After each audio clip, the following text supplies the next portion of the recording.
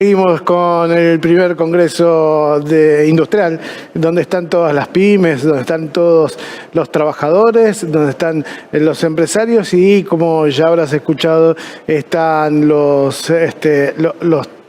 funcionarios que de algún modo le ponen el marco para las condiciones del desarrollo productivo. Seguimos con los resúmenes de las mesas que se trabajaron durante este congreso. En este caso le toca la mesa, el lugar, a la mesa de política fiscal con Oscar Brachetti, que va a estar hablando, es integrante del Observatorio PYME y nos va a contar de qué se trató justamente el trabajo de la mesa de política fiscal. Buenos días, ¿cómo estás? ¿Qué tal? Buenos días. Primero a todos y a todas. En primer lugar, agradecer la posibilidad de participar en este congreso. Bueno, el debate en la mesa de política fiscal fue muy enriquecedor, mucho consenso, y se plantearon distintos niveles de observaciones respecto a la política fiscal. Si bien se centró más que nada en la política tributaria, por el lado en términos generales de la política fiscal, lo que se planteaba es que la política fiscal que se debe diseñar no debe estar fuera de un marco de modelo de acumulación productiva y de ampliación de consumo de los sectores populares.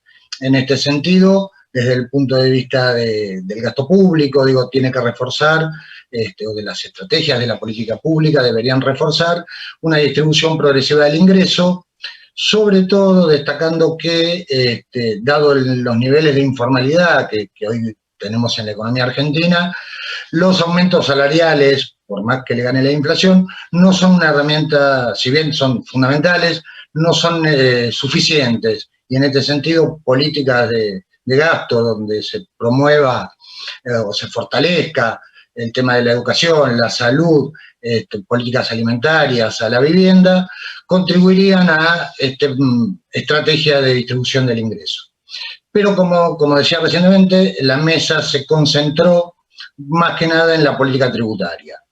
Y en ese sentido, y siguiendo los lineamientos desde la organización del Congreso, se plantearon de dónde estamos y hacia dónde queremos ir.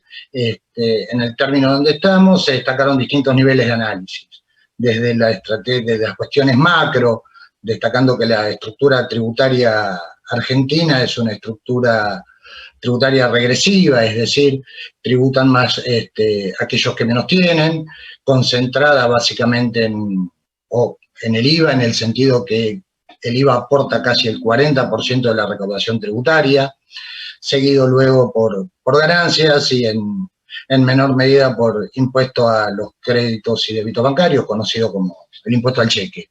Digo eso en el plano macro. En cuestiones más operativas o de menor escala se planteó la diversidad o la gran cantidad de impuestos que hay en los tres niveles de gobierno. Esto es en el nivel nacional, municipal y provincial, identificándose más de 160 tributos. Si bien este número asusta, hay que ser consciente que no todas las empresas tributan esta cantidad de impuestos, y que 9 tributos explican más del 90% de la recaudación fiscal de la Argentina.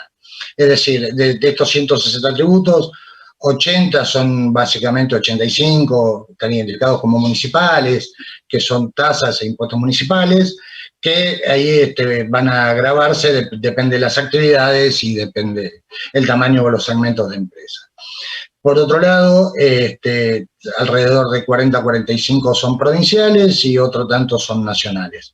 Es decir, si bien es importante la simplificación de impuestos, lo importante acá destacar es que si bien hay una gran cantidad, va a depender de la actividad o de la provincia o del municipio donde esté radicada la empresa, va a estar tributando diversos impuestos. Es más, como dato de color, uno puede decir que hay un solo impuesto municipal que está en todos los municipios del país. Esto en el plano operativo. Y después, en cuestiones más operativas, en cuanto al diagnóstico, se planteaba los costos financieros que genera las demoras en las devoluciones de los créditos fiscales y de las retenciones. Es decir, esto lo que estaría implicando de alguna manera es, si bien no genera un problema económico en las empresas, genera un costo financiero que podría estar dedicado al capital de trabajo, es decir, ir reduciendo los tiempos de las devoluciones o los adelantos y las retenciones que sufren las pymes en particular, podrían aportar un recurso adicional para financiar el capital de trabajo de las empresas.